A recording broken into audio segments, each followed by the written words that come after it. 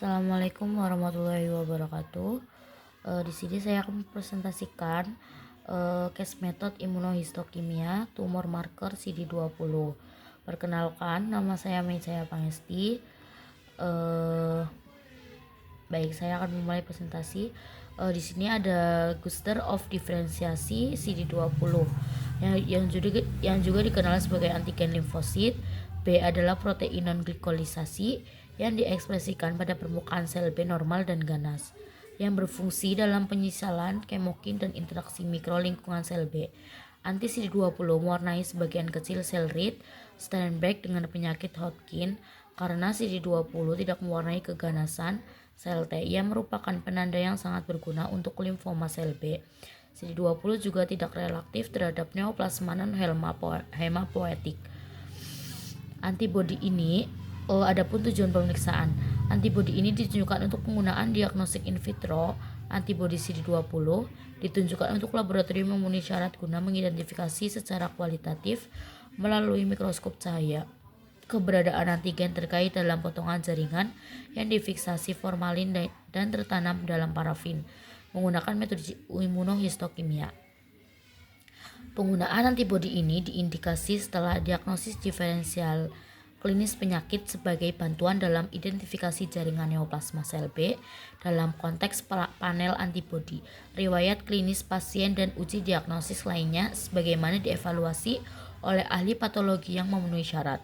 Adapun prinsip dan prosedur pemeriksaan, visualisasi antigen yang ada irisan jaringan dilakukan dalam proses pewarnaan imunohistokimia multilangkah bersama dengan sistem deteksi yang terhubung dengan peroksidase Lobak atau fosfat alkali. Proses ini melibatkan penambahan antibodi yang disebutkan ke selai jaringan diikuti oleh antibodi sekunder yang secara khusus mengikat antibodi primer.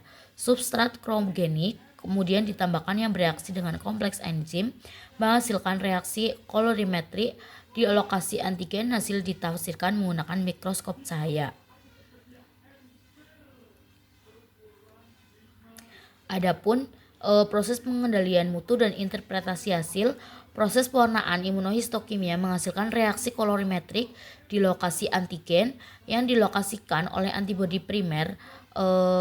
Seorang ahli patologi berkualifikasi harus menginterpretasi hasil spesimen jaringan hanya setelah jaringan kontrol positif dan negatif dianalisis. Sebaiknya sertakan satu set kontrol jaringan pada setiap proses pewarnaan untuk memantau kinerja antibodi, jaringan, dan reagen. Potongan jaringan dapat mengandung elemen warna positif dan negatif. Dalam kasus ini, jika berlaku, potongan ini dapat berfungsi sebagai kontrol jaringan positif dan negatif. Adapun prosedur pengendalian mutu dan interpretasi hasil, jaringan kontrol positif ini harus diproses dengan cara sama seperti spesimen dan dijalankan dengan setiap kondisi pengujian untuk menyediakan kontrol bagi variabel-variabel seperti pemrosesan jaringan, fiksasi, dan pewarnaan. Jaringan kontrol positif harus berfungsi untuk menyediakan validitas bagi hasil spesimen yang diperoleh dan dapat terdiri dari otopsi, segar, biopsi, dan jaringan bedah. Adapun jaringan kontrol negatif, beberapa bagian jaringan juga dapat berfungsi sebagai kontrol negatif internal karena adanya keragaman elemen pewarnaan. Namun hal ini harus dikonfirmasi terlebih dahulu penggunaan. Pengkomponen jaringan yang tidak diwarnai harus menunjukkan tidak adanya pewarnaan tertentu. Adapun spesimen jaringan hanya boleh dianalisis setelah jaringan kontrol positif dan negatif dianggap valid. Pewarnaan negatif menunjukkan bahwa antigen tidak terdeteksi. Adapun karakteristik kerja, antibodi ini telah divalidasi melalui jaringan microarray manusia.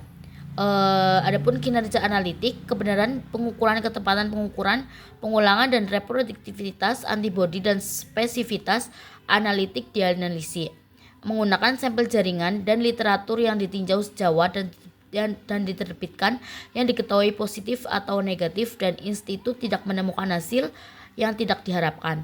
Kinerja klinis, ada data dari studi kinerja analitik menggunakan sampel yang diperoleh dari donor pasien yang sah dan menunjukkan kinerja produk antibodi sesuai dengan bahan uji diagnostik rutin yang telah ditetapkan dan literatur ilmiah yang telah ditinjau sejawat.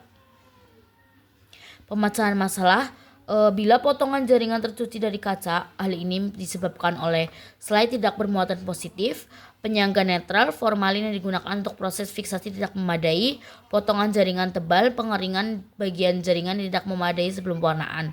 Jika jaringan kontrol positif menunjukkan pewarnaan negatif, hal ini mungkin disebabkan oleh masalah dengan antibodi primer atau salah satu reagen sekunder. Pengumpulan, fiksasi, dan devarafinasi bagian jaringan tidak tepat, kesalahan dalam proses pewarnaan IHC. Jika jaringan kontrol positif menunjukkan pewarnaan yang lebih lama dari yang diharapkan, hal ini mungkin disebabkan oleh kondisi IHC yang kurang optimal.